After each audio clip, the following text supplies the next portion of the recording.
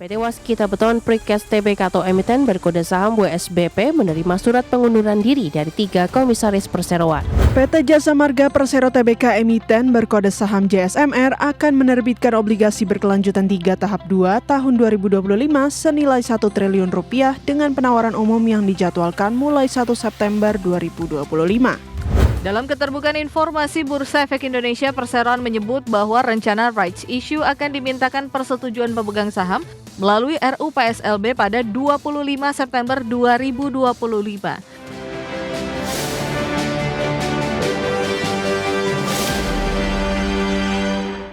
Tiga komisaris PT Waskita Beton Precast Tbk atau WSBP mengundurkan diri secara serentak. Kabar ini membuktikan perubahan struktur manajemen yang sedang berlangsung. Berdasarkan keterbukaan informasi Bursa Efek Indonesia Rabu 20 Agustus 2025, PT Waskita Beton Precast Tbk atau emiten berkode saham WSBP menerima surat pengunduran diri dari 3 komisaris perseroan. Mereka adalah Akila Rahmani sebagai komisaris independen, M. Harifar Syafar juga sebagai komisaris independen, serta Hasbi Muhammad Zamri sebagai komisaris. WSBP menjelaskan bahwa Akila Rahmani mengundurkan diri karena ditunjuk menjadi komisaris independen di Waskita Karya. Sementara M. Harifar Syafar dan Hasbi Muhammad Zamri juga dimutasikan ke perusahaan induk. Transfer kepengurusan ini dianggap langkah strategis dalam menajamkan sinergi grup dan menjaga keseimbangan kepemerintahan korporasi. Untuk menindaki proses hukum, WSBP berencana menyelenggarakan rapat umum pemegang saham luar biasa atau RUU PSLB paling lambat 90 hari setelah pengunduran diri tersebut. Hal ini dilakukan untuk mengangkat pengganti dan menyesuaikan komposisi Dewan Komisaris secara formal sesuai ketentuan anggaran dasar dan peraturan pasar modal. Sampai saat ini, Waskita Karya telah menggelar RUU PSLB untuk menyesuaikan susunan pengurus dalam kerangka strategis restrukturisasi grup. Ermi Puspa Yunita sebagai Corporate Secretary menjelaskan bahwa langkah ini ada di bawah komitmen perusahaan menjaga adaptivitas dan menyiapkan strategi menghadapi dinamika industri ke depan. Pengunduran diri ini diharapkan memberikan peluang pejabat baru yang lebih responsif terhadap transformasi perusahaan bersama Waskita Karya. Perseroan menegaskan proses rekrutmen komisaris pengganti akan diawasi secara transparan dan sesuai aturan main industri konstruksi BUMN. Tim Liputan, IDEX Channel. Pemirsa, PT Jasa Marga Persero Tbk, emiten berkode saham JSMR akan menerbitkan obligasi senilai 1 triliun rupiah untuk memperkuat pembiayaan dan struktur modal perusahaan.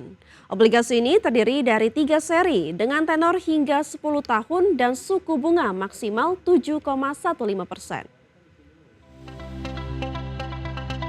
PT Jasa Marga Persero Tbk emiten berkode saham JSMR akan menerbitkan obligasi berkelanjutan 3 tahap 2 tahun 2025 senilai 1 triliun rupiah dengan penawaran umum yang dijadwalkan mulai 1 September 2025.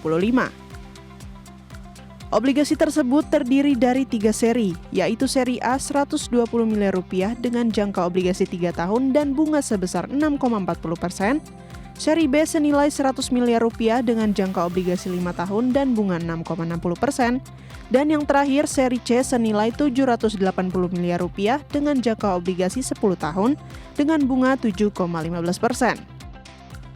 Dana hasil penerbitan obligasi ini akan dipergunakan untuk melunasi pokok obligasi berkelanjutan 2 tahap 1 tahun 2020 seri B yang jatuh tempo 8 September 2025. Penyetoran modal kepada anak usaha seperti JJS, JJB, dan JPB juga termasuk dalam alokasi dana. Obligasi yang didukung oleh pemerintah IDAA dari Pevindo ini menyasar target pendanaan total 4 triliun rupiah dengan melanjutkan penawaran umum berkelanjutan. Sedangkan obligasi ini diharap memperkuat likuiditas dan menjaga stabilitas keuangan perseroan di tengah proyek infrastruktur yang sedang digarap. Tim Liputan, IDEX Channel. PT Cakra Buana Resources Energi Tbk atau CBRE berencana melakukan right issue dengan menerbitkan hingga 48 miliar saham baru. Aksi korporasi ini ditargetkan dapat meraup dana segar sebanyak 1,2 triliun rupiah.